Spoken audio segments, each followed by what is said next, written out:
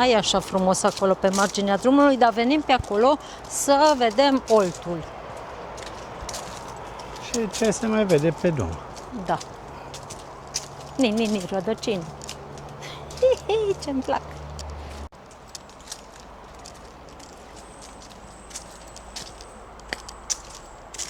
Sunt Aici. interesante panourile astea informative. Da, aici avem o corbă periculoasă.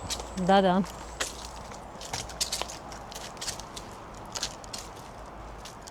Dublă, sunt- durbă.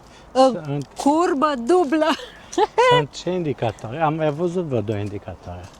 Da, era un indicator să nu urci în pădure, acum avem indicator, atenție, cad crengi. Și ce scrie acolo? Aici, pe acest panou, scrie că pe partea stângă a drumului observi un fenomen natural interesant, eroziunea solului cauzată de apă, cunoscută și sub numele de pluviodenudare. Aici avem un exemplu. Da, acest proces este rezultatul acțiunii apei de ploaie și al topirii zăpezii. Și din cauza acestui proces se schimbă în permanență peisajul. Deci, concluzie, trebuie venit Concluzie, mai des în ca să vezi de fiecare fiecare dată. an arată altfel. După fiecare ploaie mare. Poți să vii să vezi. Și după iarnă, când se topesc zăpezile. Cam la iarnă, pentru că stațiunea este deschisă 12 luni din 12 și cure balneare poți să faci pe tot parcursul anului. Trebuie să venim încă o dată să facem băi. Acum am venit să aruncăm o privire generală asupra stațiunii, să ne informăm Să vedem alea asta. și la sfârșitul anului, știi cum e, îți faci un wishlist unde dorești să te mai întorci. Da, apropo, voi aveți o listă din asta unde vreți să mergeți. Spuneți-ne ce locuri ați vrea să vizitați și n-ați ajuns și poate le vizităm noi în locul vostru, să vi le prezentăm pe vloguri. Vă așteptăm să ne scrieți în comentarii. Deci aici avem un panou interesant care ne spune despre alea de cură balneară pe care ne plimbăm acum, care a fost construită în 1917 și a avut multiple denumiri de-a lungul timpului. A fost cunoscută ca alea muncitorilor sau alea geniștilor. Și a fost un loc special pentru localnici vizitatori. În trecut, acesta a servit drept drum pentru muncitorii care veneau la hotelul central sau la alte locații din stațiunile Călimănești și Căciulata. Astăzi, aleea de cură balneară continuă să ofere oportunitatea de a experimenta istoria și frumusețea naturală a acestor locuri, cum ți-o oferă astăzi și ție. Deci, cum îmi oferă mie și ție. Da. Da, ai văzut poza? Am văzut, am filmat, e foarte faină poza. Era podeț de lemn pus pe jos. Deci, dintotdeauna a fost amenajată această alee și Da. muncitorii circulau pe aici.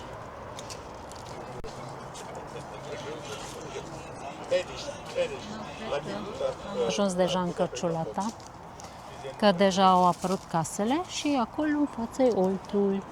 Și dincolo e o șosea de care vă ziceam. Cred că drumul de ocolire. Ăla.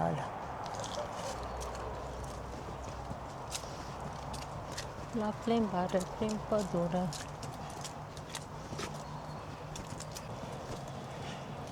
Mai avem un pic și se termină și alea asta. Să vedem. Nu știm încă. Deci vă citesc un nou panou care zice că la începutul secolului al XVIII-lea Oltenia a ajuns sub stăpânire austriacă, iar Habsburgii au amenajat pe Valea Oltului un drum modern pentru perioada respectivă numit Via Carolina. Râul Olt are o lungime de 615 km și curge exclusiv pe teritoriul României, de la izvorul său din munții Giurgeu până la vărsarea în Dunăre. Parcul Național Cozia este o rezervație naturală de aproximativ 17.000 de hectare și se întinde de-a lungul râului Olt. Aici mergând, eu tot am văzut pe trotuar pe margine, erau trecute 400 de metri, 600, 800 Și până la urmă mi-am dat seama, acesta este distanța care e parcursul. Începe din Căciulata și merge până în Nu, Călinești.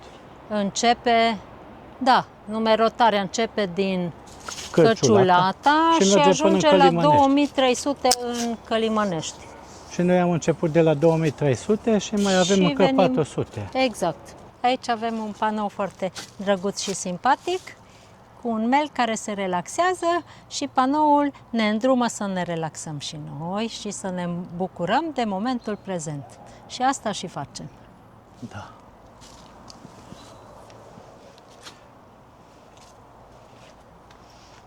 Uite ce frumos se vede. Razele soarelui printre crengi și... Da, și alea cum șarpuiește. Da. Văd că pădurea deja începe să-și schimbe un pic culoarea. Nu mai e verdele de vară, ci începe să apară arămiul de toamnă.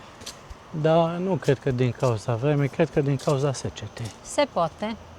Aici avem hotelul Traian. Și uite ce fain e munții acolo în depărtare. Și uite acolo, dincolo pe vârf, avem o stație sau nu știu ce e. Antenă, stație meteo, Ceva. poate știți voi ce e. Văd că mai avem de mers. Și eu mai am și un panou. Mai înainte scrie 250 de metri. Aici nu scrie.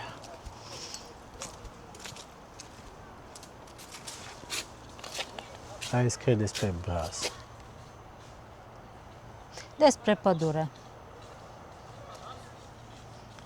Și aici am dat de o stâncă, E o stâncă făcută. dar are aici Zici că e Decebal. o sculptură interesantă și sunt ferm convinsă că ăsta e chipul lui Decebal. Da, nu știu, pare stâncă naturală. Da, e stâncă naturală și aici cred că e un pic mâna omului. Da, e foarte fain în pădure. Aici ceva scrie. Ba nu, cineva a scris ceva. No, deci acum, clar, uite-te, ajungem la drum. Gata cu alea balneară. Ajungem din nou În localitate. printre case. Și acum o să vizităm un pic și Căciulata. Și am ajuns aici, în Căciulata, la Hotel Traian. Este ieșirea pe drumul principal, de pe alea balneară și aici, să mă dau un pic mai încurs să nu fie soare. Hotel Izvoare cu 4 stele, Hotel Bloom cu 3 stele. Aici ne aflăm într-o zonă cu hoteluri mai luxoase. Și avem și multe terase aici superbe. Fiecare hotel are Da, terasa lui. terasa Izvoare. Hai să Hotel mergem Izvoare. pe pod. Să vedem. În față avem terasa Perla Oltului și de asemenea hotelul Perla Oltului.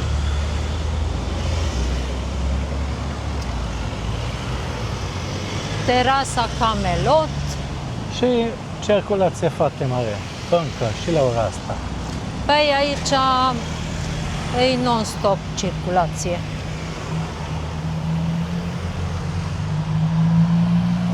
Aici o fi ceva strand undeva, pentru că se numește strada Intrarea Strandului. Aici ar trebui să trecem cumva acolo, peste drum este parcul Căciulata. Da, dar cum să treci aici în curbă când vin mașini una după alta? E gravă situația. Și acum am ajuns în parcul Căciulata. Am trecut strada. Am găsit o trecere de pieton. Ce fain e aici!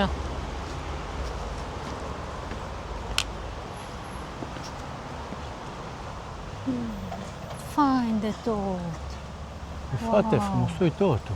Sau e lac? Nu, că e oltul.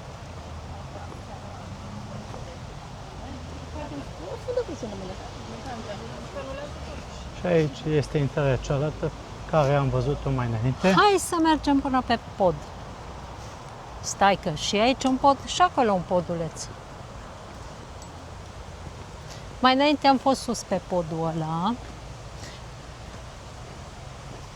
Nu știu ce pârâu e ăsta. Dar tot un pârâu care se varsă în Olt. Asta e care vine de acolo de sus, de pe munte. Da. Și aici e încă o bucată din parc, care am văzut-o mai înainte. Numai ar trebui să ne întoarcem pentru trecerea de pietoni. Dar e foarte frumos. Hai că mergem pe aici și în dreapta. Da, și trecem podul celălalt înapoi. Ok? Da. Uite, asta ar fi fost intrarea principală. Da, aici scria Parcul Central Căciulata. Da. Dar e destul de mare, uite, încolo. E mare, e frumos, e aranjat. Aici intri dintr-un parc în altul, dintr-o pădure în alta. Da, sunt multe parcuri frumoase. Poți să te plimbi de dimineață până seara. Aici văd că poți ieși și pe malul Oltului. Văd că Uite, este parc și izvor. plimbare. Izvorul numărul 1 și 2, Căciulata. Asta e deja iar Căciulata izvorul. Da, astea sunt izvoarele din Căciulata. Hai să mergem până acolo. Deși nu înțeleg unde e izvorul, că e plin de haine. Înăuntru.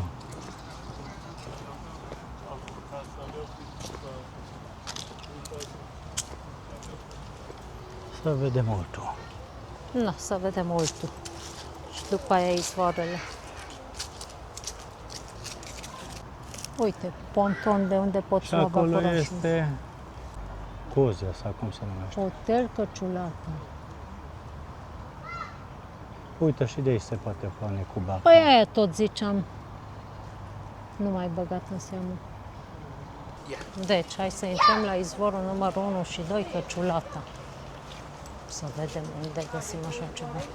Izvorul numărul 1 și izvorul numărul 2. Nasol cu atâtea cârpi pe aici.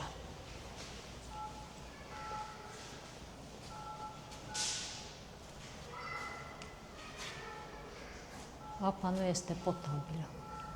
Deci am ajuns la izvorul numărul 1 și scrie că se află în proces de revizie și igienizare și pe durata lucrărilor apa nu este potabilă. Nici măcar nu avem robinet. Asta este. Asta e izvorul numărul 1 și dincolo, exact la fel, izvorul numărul 2, care este și el în renovare. Avem aici o grămadă de rățuște pe râul Olt. Sper să le vedeți. Și aici este un ponton de unde pot să iei iarăși barca. Și de-a lungul Oltului avem o promenadă care duce până în capătul celălalt al Căciulatei, până la Cozia. Și aici sunt vasele care pleacă în croazieră. Bărcile. Bărcile. E un traseu de 30 de lei, pleacă din oră în oră și se plimbă între Mănăstirea Cozia, Căciulata și Călimănești. Deci nu e un traseu nu știu cât de impresionant. Și totuși ne-am pornit pe aleea aceasta către Hotel Căciulata. Și aici vine un vaporaș pe Olt, în plimbare. Avem aici niște pescăruși micuți. Sunt așa de interesanți. E plin de pescăruși. Mai încolo era plin de rațe, aici e plin de pescăruși. O zburat prin fața bărcii.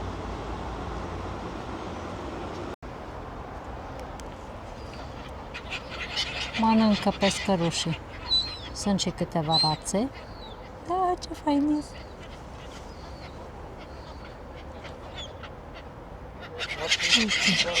Opa, se bat de mâncare.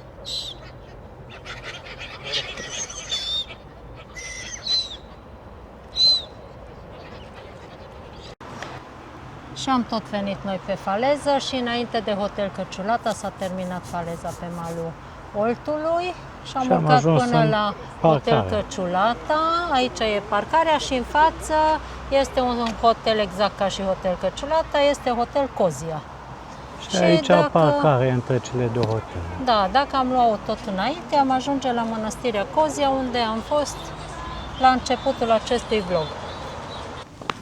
Și ne-am întors pe faleză și am ajuns din nou în parculeț, unde am trecut primul pod și ne-am întors înapoi pe celălalt pod.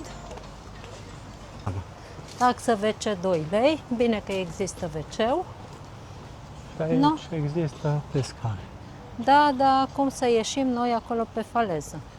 Pe aici. Putem coborî. Putem. Acum călcăm iarba, dar asta e. Aici este din nou faleză, unde pescuiesc oamenii, sunt mulți pescari. Oare prind ceva? De fapt, pescuitul e o plăcere, nu neapărat să prinzi pește. Da. Nu știu aici dacă se poate ieși pe drumul principal după aceea. Eu cred că da. Uite acolo, vezi? E acolo că sunt mașini parcate și alea trebuie să iasă pe undeva. Aici e un restaurant și un strand. O piscină. Putem ieși. Da, pe acolo se iese. Aici se termină faleza. Și aici e un camping. E camping, pentru că sunt posturi de curent. Da, e clar de camping. Curent. E camping.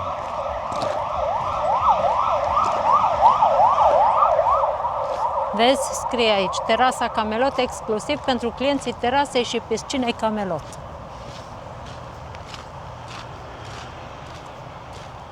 Da. Nu e fain să stai aici în camping. Uite, poți să vei aici cu cortul. Da, asta ziceam și eu mai înainte, că sunt și corturi. Autorulote, corturi. Și am ieșit pe drumul principal și ne continuăm mersul. Și e plin de pensiuni, multe pensiuni, dar aici e și o terasă unde urlă muzica. Continuăm după terasa. Așa că o să... Am revenit, am trecut de terasa cu muzică. Magazine cu articole și îmbrăcăminte de vară, de plajă, ca și la litoral. Și multe, multe pensiuni. Pensiune lângă pensiune. Și acolo, în spatele clădirii cele mari, este alea pe unde am venit.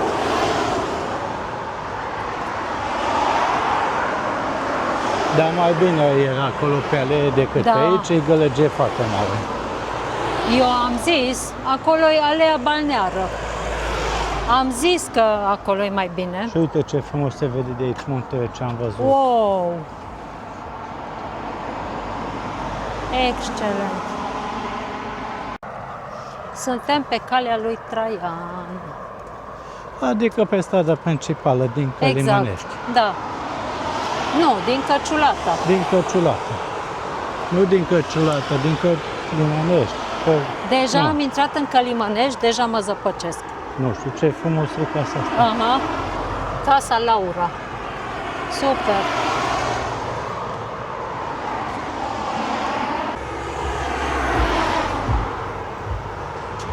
Antonella Pensiune și Bungalows. Și aici ne aflăm la ieșirea din stațiunea Căciulata și avem în față un parc recent amenajat care se numește Poiana lui Căliman. Și poiana asta de acolo își trage numele de la un conducător de obște din secolul V, Căliman, care obișnuia să-și pască animalele pe această poiană și animalele nu se îmbolnăveau. Ca urmare s-a dus, s-a spovedit la mănăstirea Cozia și a făcut baie într-un lac din câmpul din Căliman, adică într-un lac de aici. Și era convins că acest lac posedă puteri cerești, deoarece el însuși nu mai suferea de dureri de spate și oile rănite s-au vindecat. Și ca urmare s-a construit acest parc cu acești căluți. Statuile acestea sunt foarte drăguțe. Da, sunt făcute frumos. Superbe!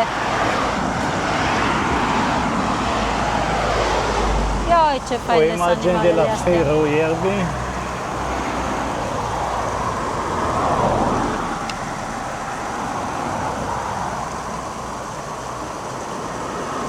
Aici ne arată caii lui Căliman, care au făcut baie în lacul din Căliman și s-au vindecat. Și acolo pe margine arată calul care este sănătos și aleargă liber. Na. E un parc tematic foarte inteligent. Da.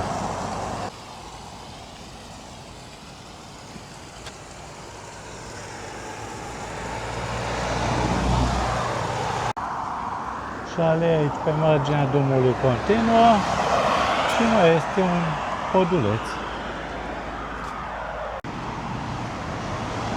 Și continuăm mai departe drumul. Hai să urcăm aici să vedem ortul. Vrei să vezi pista de biciclete, așa-i? Și ortul. Ai dreptate. Dacă toți suntem așa de aproape, Dacă uite, tot merge și suntem în trenul. Poiana lui Căliman,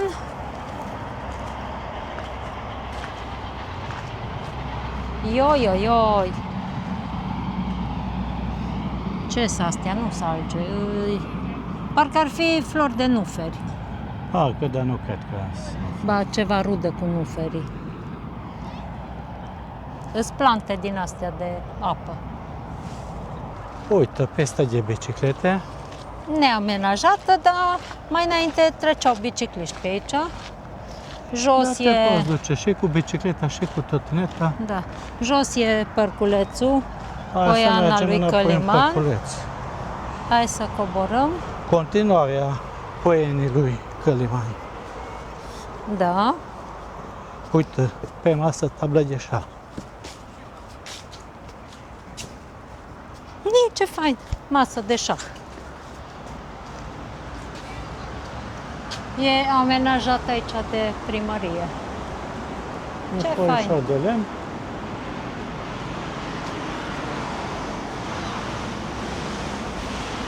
Leagăne și bănci pentru copii. Instalația alpiniste. Un leagăn.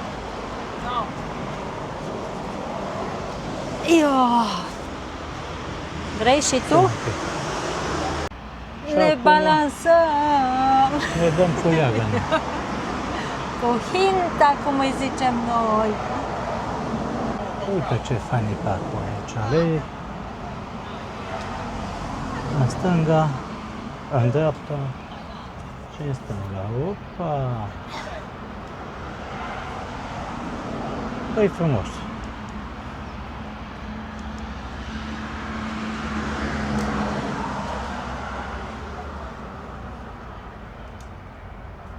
Și aici, pe marginea drumului, sunt mai multe balansoare. Cred că stațiunea asta e surpriza anului pentru mine. Da, este. Și mergând de aici, pe malul Oltului, pe faleza asta, în față avem Insula Ostrov, Și în mijlocul insulei Ostrov se află micul schit Ostrov.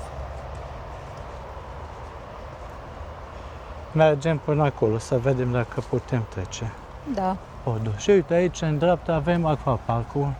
Ăsta e acvaparcul Mirajul Oltului. Da, din Călemene și vis-a-vis e fântâna. Uite, acolo sus e fântâna. Unde ne întoarcem mai târziu.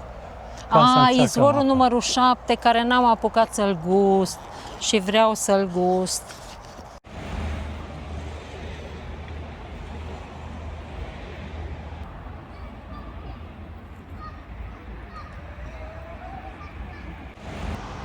Și aici este podul care trece pe insulă. Și mergem și noi peste pod, nu? Da, ce frumos se vede umbra în Olt. Apa. Da. Artistic. Și să mergem pe insulă. Da. O poartă frumoasă de fier. Da, da, asta se va vedea când ne întoarcem. Uite, acolo e teatrul de vară. Și aici e podul, da, uite partea de fier forjat.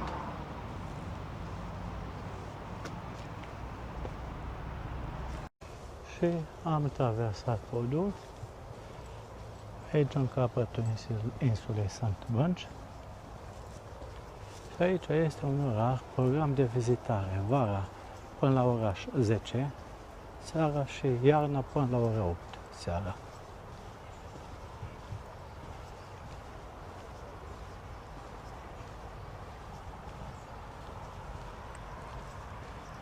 Mănăstirea are programul ăsta de vizitare. Și aici avem o parcare.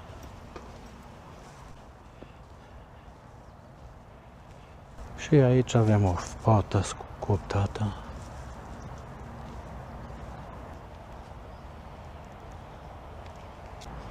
Și deja a apărut și luna. Și pe marginea insulei rota este alee unde să te plimbi. Și în mijloc este aleea care duce la mănăstire, cred că sau... Și se vede luna. Da, am zis că se vede luna. Și aici pe partea este o fâșie de lemn sculptat cu diferite forme.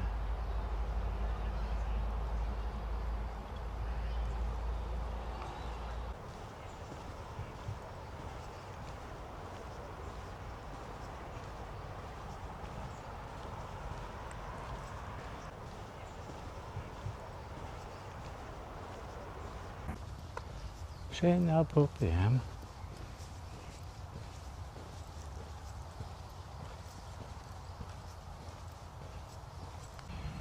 Și am ajuns aici. Văd că este și aici, pe mijlocul insulei, parcare. Bine, nu ai mult de venit. Pe jos ai putea veni din stațiune. Acolo în capăt scria parcare peste 200 de metri. Și aici sunt parcări, bănci. Și aici în stânga avem mănăstirea, da? Să vedem unde e intrarea.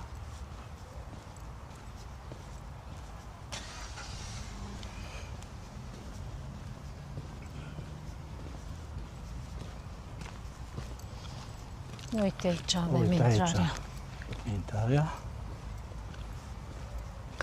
Se cam întunecă afară, dar încă vedem. Aici intrarea la mănăstire. Nu puține stațiuni sunt așa, Da. cu ale întreținute și cu bănci. Ce frumos! Vai, câte flori! Cum ziceam și la mănăstirea Cozia, sunt superbe mănăstirile cu atât de multe flori și atât de frumos îngrijite. De aici curtea e mai frumoasă ca și dincolo la Cozia. Da. Sunt mai multe flori.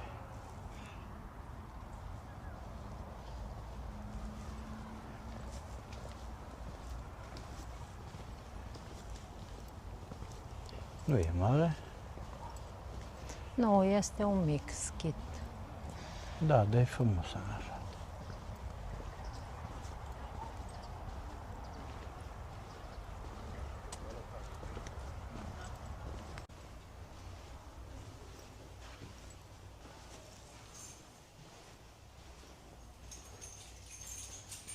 De fapt, capela. E foarte întuneric, da. Foarte, foarte întuneric. Să sperăm că vedem ceva.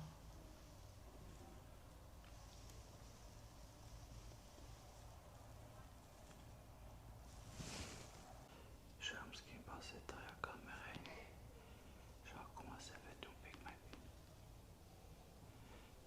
Dar pe cameră se vede mai bine ca și cu ochiul liber.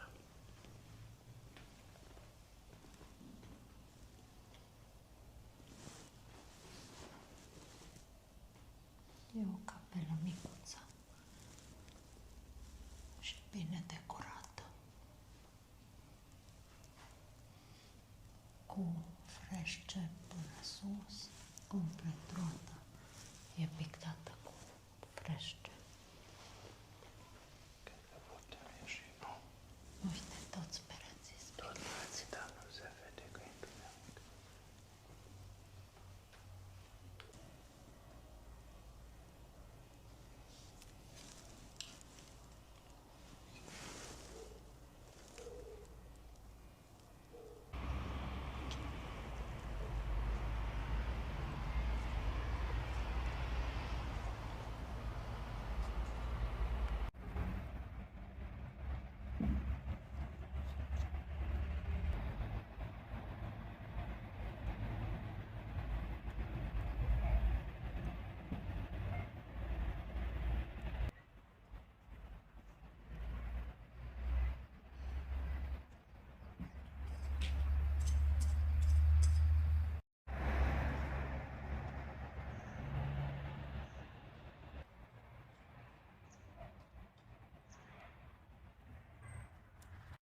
Și am ieșit din mănăstire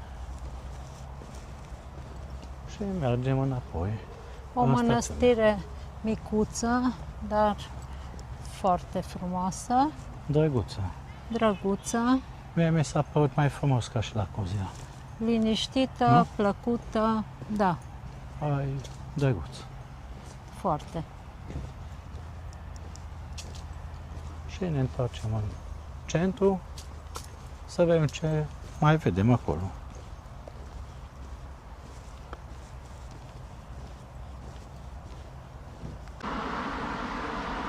Și gata, ne-am întors. Cum am promis, am revenit la izvorul 7 și 14, că vreau să le gust și pe astea. Da. Hai să vedem. Era foarte plin aici după masă când am venit, acum nu-i nimeni. Am gustat și la izvorul celălalt, dar mie nu mi-a plăcut Ai deloc. gustat tu? No, să Nu. vedem.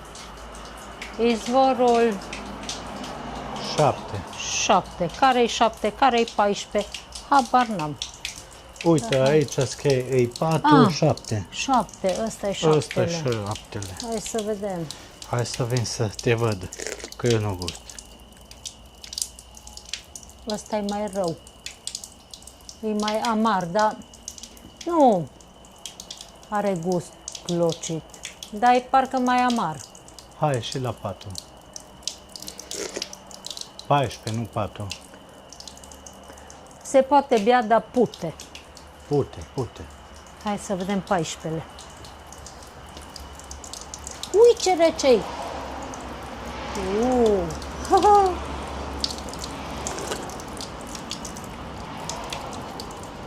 Ăsta e ceva mai rău. Cum e? Mai rău un pic. Dar aproape toate sunt la fel.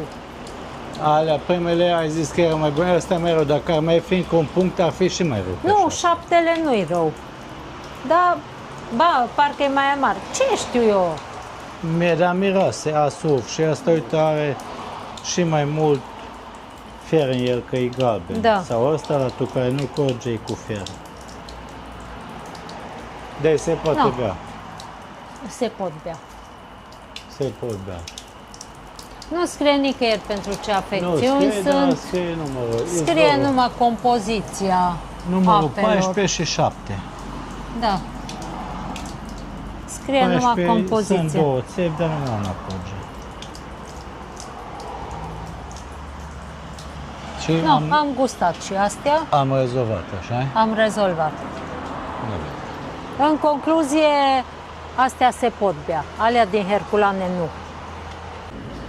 Și cu degustarea aceasta târzie, în noapte, că e aproape ora 22, încheiem vlogul de astăzi și ne revedem mâine tot din stațiunea Călimănești-Căciulata. Pentru că n-am terminat de vizitat tot și restul vă prezentăm în vlogul următor. Vă salutăm și vă dorim o noapte bună! Salut! Salut!